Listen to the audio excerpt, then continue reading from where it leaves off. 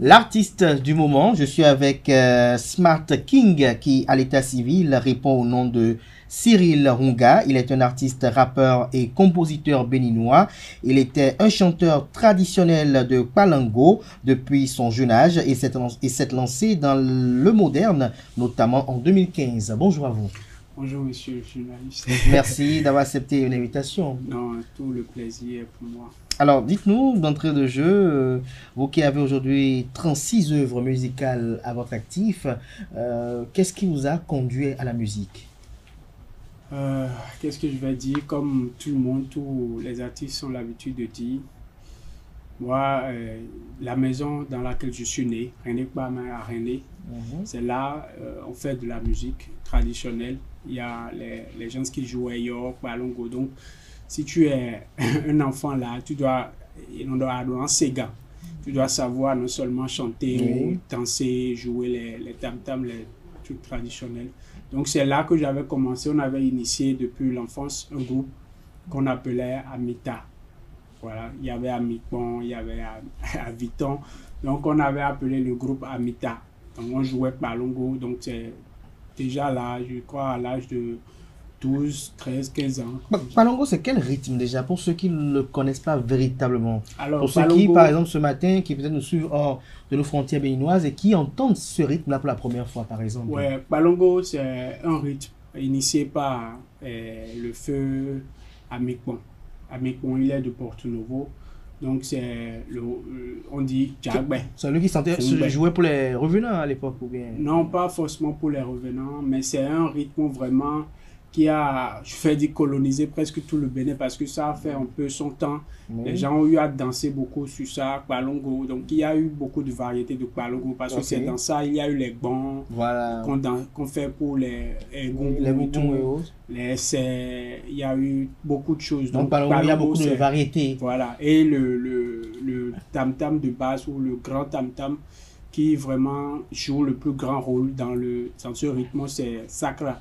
C'est un tam-tam qui est un peu rond, un sec, juste fait traditionnellement avec la peau d'animaux et tout ça.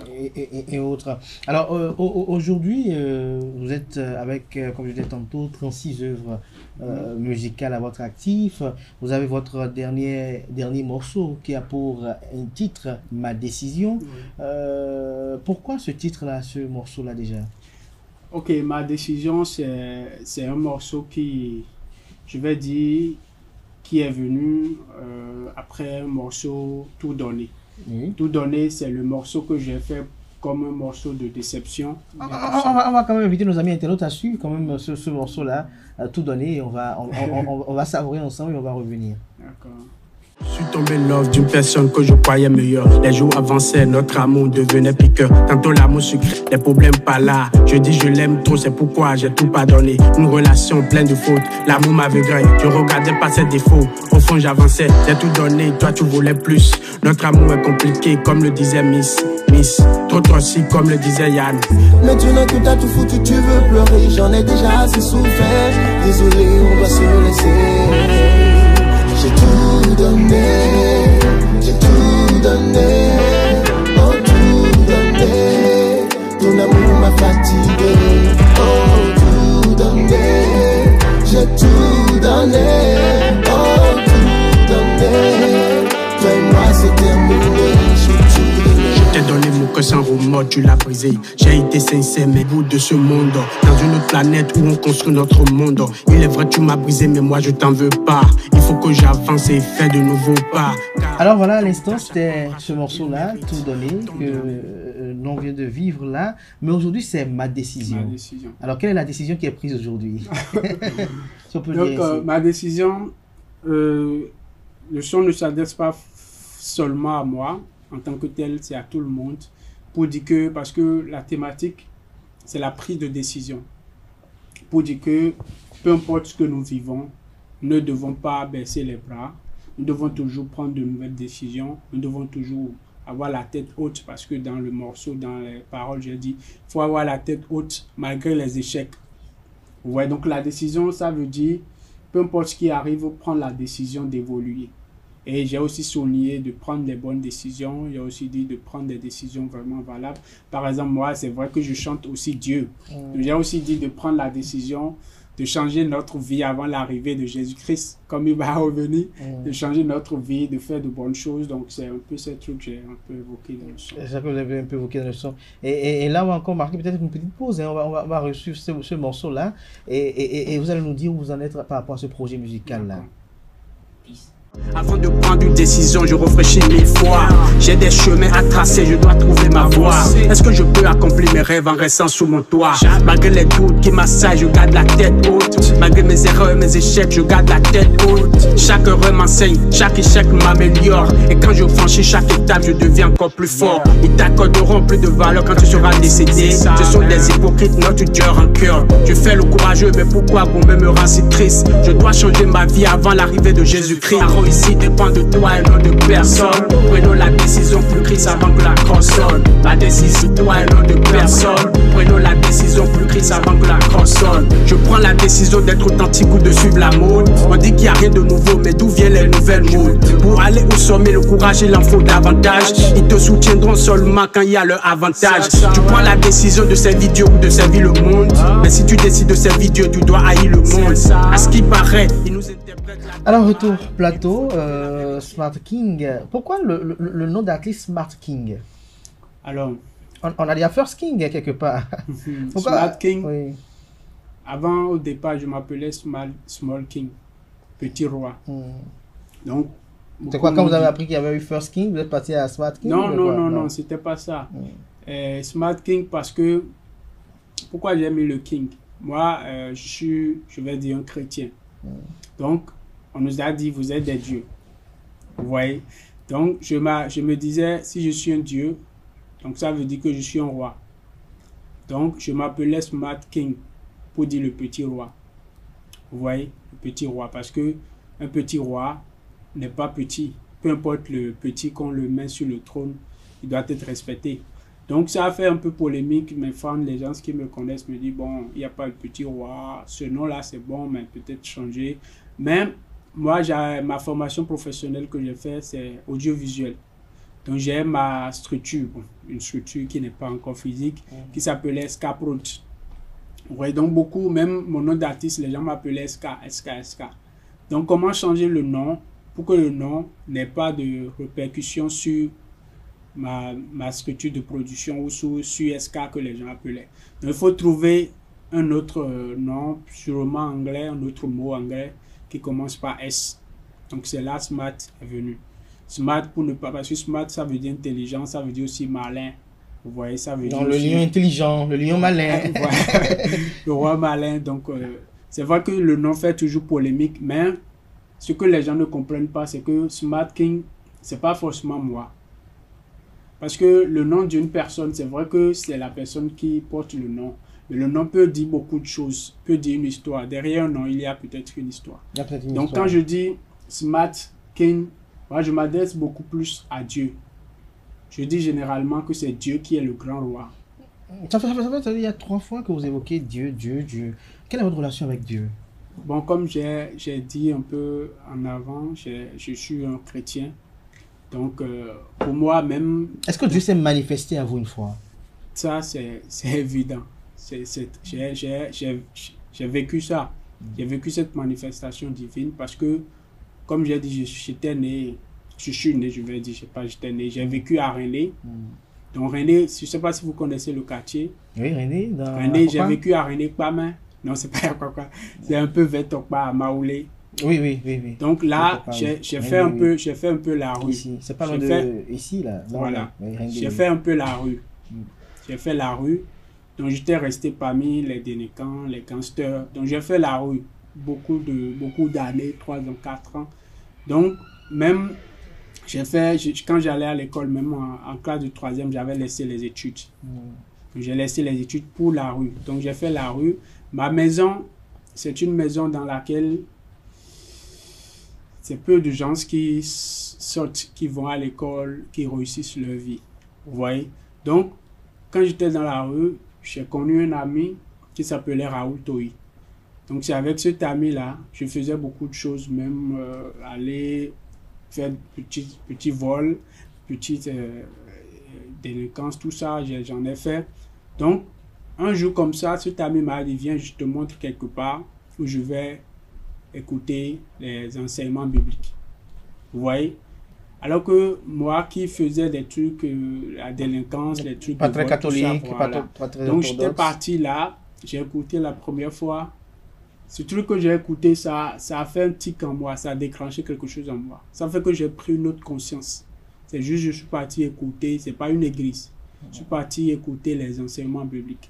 Ça a fait un tic en moi, ça fait que le lendemain je suis parti et j'allais de temps en temps. Et ça a changé progressivement Vos comportements. mon mode de vie, ma manière de vivre.